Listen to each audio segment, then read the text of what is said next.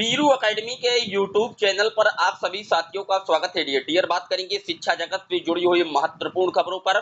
सबसे पहले बात करेंगे, बड़ा फैसला लिया गया है। 10 लाख युवाओं को रोजगार देने का जो ऐलान है वो आखिरकार कर दिया गया है। बात करेंगे, ग्राम सचिवालयों में भरी जाएंगी बड़े पदों पर भर्ती। साथ ही साथ बात करेंगे, कल सिविल परीक्षा का जो आयोजन किया गया उसका पेपर आसान बताया जा रहा है, मेरिट अप होने के चांसेज हैं। साथ ही नीट परीक्षा को लेकर के जो गड़बड़ी है उस पर जो केंद्रीय मंत्री धर्मेंद्र प्रधान जी हैं उनकी भी बातों को कहीं ना कहीं हम आपसे रूबरू करेंगे। पूरी तरीके से अंत तक जुड़े रहिएगा। पहली बार आए सब्सक्राइब करके बेल आइकन प्रेस कर लीजिए। आपकी स्क्रीन पर पहली अपडेट आप देख सकती हैं। सामान्य अध्ययन में 70% प्रश्न कॉन्सेप्ट आधारित पूछे गए। आयोग ने रामबाण नोट्स और टेस्ट सीरीज का बायकॉट किया। प्री का पेपर रहा आसान, अब की जाएगी हाई मेरिट। आप देख सकते हैं प्रारंभिक परीक्षा की मेरिट 95 से 100 अंक के बीच जाने की उम्मीद है। सिविल सेवा परीक्षा भारत की सबसे बड़ी प्रतिष्ठित परीक्षा है डियर, जिसका आयोजन लोक सेवा आयोग की तरफ से करवाया जाता है और कल इसका आयोजन करवाया गया। प्री का और पेपर काफी आसान बताया जा रहा है। ऐसा अनुमान है कि इस बार जो मेरिट है प्री की वो कहीं ना कहीं हाई जाने की संभावनाएं पूरी तरीके से अब बताई जा रही है डियर। बात कर लेते हैं अगली अपडेट की। अगली अपडेट आप देख सकते हैं, नीट शिक्षा मंत्री ने माना कुछ जगह गड़बड़ी हुई है, दोषियों को बख्शेंगे नहीं।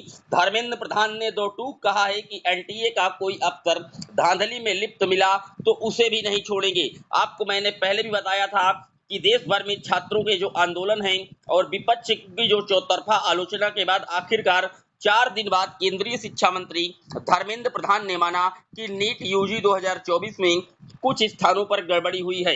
प्रधान ने नेशनल टेस्टिंग एजेंसी एनटीए में सुधार की जरूरत बताते हुए कहा है कि नीट धांधली में यदि आयोजक संस्था एनटीए का कोई अधिकारी लिप्त पाया गया तो उसे भी बख्शा नहीं जाएगा। इससे पहले शिक्षा मंत्री जी ने नीट में धांधली और पेपर लीक के आरोपों को झुठलाते हुए एनटीए के कामकाज को पारदर्शी बता रहे थे, लेकिन मैंने आपको पहले भी बताया था कि गड़बड़ियां हुई हैं, क्योंकि सैकड़ों अभ्यर्थियों के जो परसेंटाइल हैं 99.99 बता रहे हैं और इसका सीधा मतलब है कि पेपर लीक जैसी घटनाएं इस पर भी हुई हैं। और आखिरकार केंद्रीय जो मंत्री धर्मेंद्र प्रधान जी हैं उन्होंने इस बात को स्वीकार किया है कि गड़बड़ी हुई है और दोषियों को बख्शा नहीं जाएगा। आप जानते हैं कि नीट यूजी 2024 का जो मामला है वो माननीय सर्वोच्च न्यायालय तक भी पहुंचा हुआ है, वहां पर भी इसका मामला चल रहा है। हालांकि अभ्यर्थियों ने काउंसलिंग रोकने की भी बात की थी, फिलहाल काउंसलिंग पर रोक नहीं लगाई थी सुप्रीम कोर्ट ने, लेकिन वहां पर सरकार को आड़े हाथों लिया गया था और सरकार को काउंटर करने का जो आदेश है वो मांगा गया था माननीय सर्वोच्च न्यायालय से। बात कर लेते हैं अगली अपडेट की।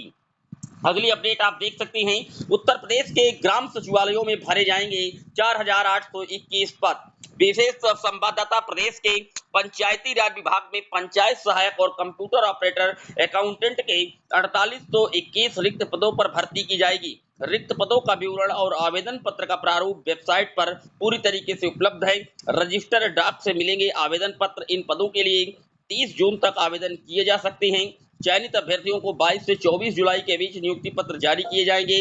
निर्धारित आवेदन पत्र के प्रारूप पर सभी सूचनाएं अंकित करके व्यक्तिगत रूप से या फिर रजिस्टर डॉक से अपनी ग्राम पंचायत विकास खंड कार्यालय अथवा जिला पंचायत राज अधिकारी के कार्यालय में निर्धारित समयावधि में उपलब्ध करवाए जाएंगे। इस पद के लिए 6,000 रुपए मासिक मानदेय निर्धारित है। तो आप देख सकते हैं 6,000 रुपए मासिक मानदेय में ग्राम सचिवालयों में 4,821 पदों पर जो भर्ती प्रक्रिया है उसको आगे बढ़ाने का जो आदेश है वो सरकार की तरफ से दिया गया है डियर। बात कर लेते हैं एक बड़ी अपडेट की।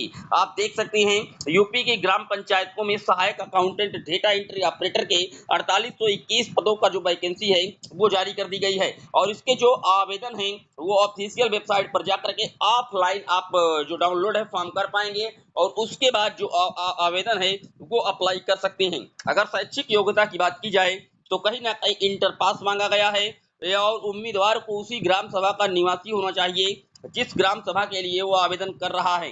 अगर आयु सीमा की बात की जाए तो 18 से 40 वर्ष रखी गई है। फार्म पर किसी भी प्रकार का कोई जो शुल्क है नहीं लिया गया है। अगर चयन प्रक्रिया की बात की जाए तो मेरिट बेस पर इसका जो चयन है वो किया जाएगा डियर। बात कर लेते हैं अगली अपडेट की। अगली अपडेट 10 लाख युवाओं को नौकरी दिला करके लेंगे चयन, जो खबर है वो पटना बिहार से प्रकाशित हुई है। यहाँ पर नेता प्रतिपक्ष तेजस्वी यादव ने कहा है कि जब तक सूबे के युवाओं को 10 लाख नौकरी नहीं दिला देते वो चैन से नहीं बैठेंगे। उन्होंने कहा कि हमारा संकल्प, हमारा प्रण हम करेंगे और पूर्ण कराएंगे। राज्य में सरकारी नौकरी का क्रेडिट लेने के लिए एक बार फिर तेजस्वी यादव सक्रिय हो गए हैं। रविवार को उन्होंने सोशल मीडिया एक्स पर अपने 17 महीने की सरकार के दौरान जब 3 लाख से अधिक नौकरियां प्रक्रियाधीन कराने का दावा किया, उन्होंने सोशल मीडिया के माध्यम से कहा कि 17 महीने सरकार में रह करके, सरकार से हटने के बाद से लेकर के पूरे चुनाव प्रचार में भी निरंतर बताया और लगातार मांग की कि हमने 17 महीने में 5 लाख नौकरी देने के अलावा सभी विभागों में रिक्तियों को भरने की उस वक्त तक 3 लाख से अधिक नौकरियां प्रक्रियाधीन कर रही हैं। तो आप जानते हैं कि बिहार में वाकई रोजगार के मामले में अग्रणी राज्य साबित हुआ था, लेकिन तब तेजस्वी यादव खुद डिप्टी सीएम हुआ करते थे बिहार में और नीतीश कुमार मुख्यमंत्री हुआ करते थे, लेकिन आपस में दरारी फूट पड़ी और दोनों अलग अलग गुट में आ गए। लेकिन फिर भी अभी भी जो नेता प्रतिपक्ष हैं तेजस्वी यादव, उन्होंने साफ तौर पर कहा है कि हम एक बड़ी जो युवाओं के लिए जो मुहिम है उसको लगातार चलाते रहेंगे और 10 लाख युवाओं को नौकरी दिलवा करके ही हम चैन से बैठ पाएंगे। डियर, ये था डियर शिक्षा जगत से जुड़ा हुआ दैनिक वीडियो। कैसा लगा कमेंट जरूर करिएगा। चैनल पर जितने लोग पहली बार विजिट कर रहे हैं सब्सक्राइब करके बेल आइकन प्रेस कर लीजिए, क्योंकि इस चैनल पर आपको सबसे पहले सटीक और ऑथेंटिक अपडेट लगातार प्रोवाइड करा जाती है। फिर मिलेंगे एक और वीडियो में, तब तक के लिए जय हिंद, जय भारत।